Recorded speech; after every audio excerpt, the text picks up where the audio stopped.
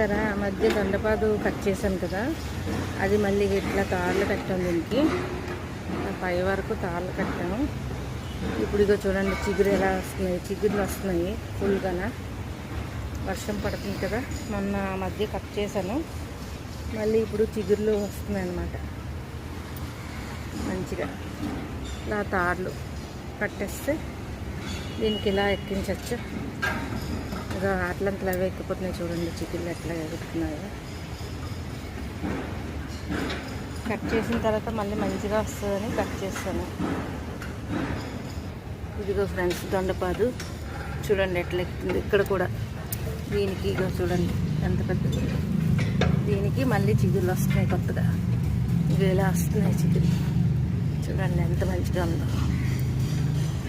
ఒకసారి మనం కట్ చేసామంటే మళ్ళీ మంచిగా వస్తుంది అనమాట. మంచిగా వచ్చి మంచిగా కాయలు వస్తాయి. వర్షం రాగానే